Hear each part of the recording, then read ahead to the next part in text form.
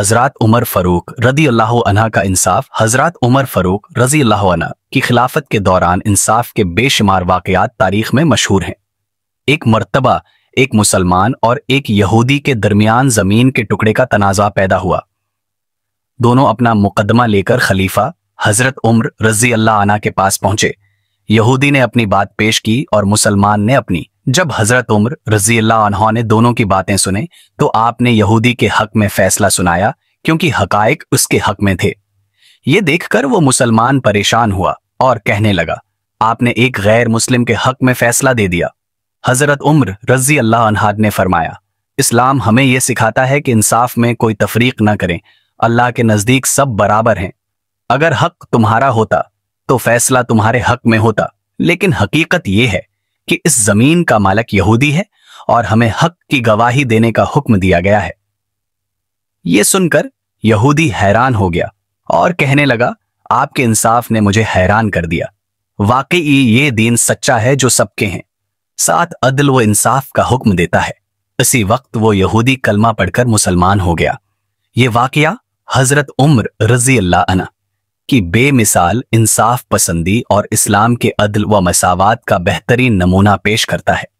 आज मैं आपके सामने कुरान पाक में बयान किए गए एक मशहूर वाक़ये का जिक्र करने जा रहा हूँ। यह वाक़या हमें दुनिया की दौलत की हकीकत और अल्लाह के हुक्म के आगे इंसान की हैसियत को समझाने का बेहतरीन सबक देता है। यह वाक़या है कारून का, जो हज़रत मूसा के दौर का एक बहुत ही आमिर आदमी वाक़ये का बयान। कारून जो हज़रत मूसा की कौम बनी इसराइल का एक आदमी था। अल्लाह ने उसे बेहिसाब दौलत अता की थी। उसके खजानों की चाबियां इतनी भारी थी कि उन्हें उठाने के लिए कई मजदूरों की जरूरत पड़ती थी, मगर यह दौलत उसके लिए आजमाइश बन गई। कारून ने अपनी दौलत पर घमंड करना शुरू कर दिया और कहा, यह सब मेरी मेहनत और अक्ल का नतीजा है। जब लोग उसे समझाते कि अल्लाह का शुक्र अदा करो और अपनी दौलत से गरीबों की मदद करो, तो वह उनकी बातों का मजाक उड़ाता। एक दिन कारून अपनी पूरी शान शौकत के साथ अपने घर से निकला। उसके साथ नौकर चाकरों की एक लंबी कतार थी और वह अपनी दौलत का दिखावा करता हुआ चल रहा था। गरीब लोग उसे देखकर कहते, काश हमारे पास भी कारून जैसी दौलत होती। मगर ईमान वाले कहते, अल्लाह के हुक्म का इंतजार करो, दुनिया की दौलत के पीछे मत भागो। फिर अल्लाह का अजाब आया जब हज़रत मूसा ने उसे अल्लाह के हुक्म मानने की दावत दी, मगर उसने इनकार कर दिया। तो अल्लाह ने ज़मीन को हुक्म दिया कि कारून और उसके खजाने को निगल जाए। देखते ही देखते कारून अपनी तमाम दौलत के साथ ज़मीन में धंस गया और उसका नामो निशान मिट गया। एक, दौलत का घमंड। दुनिया की दौलत अल्लाह की अमानत है। इस पर घमंड करना इंसान की तबाही का सबब बन सकता है। 2, शुक्र और तवक्कुल।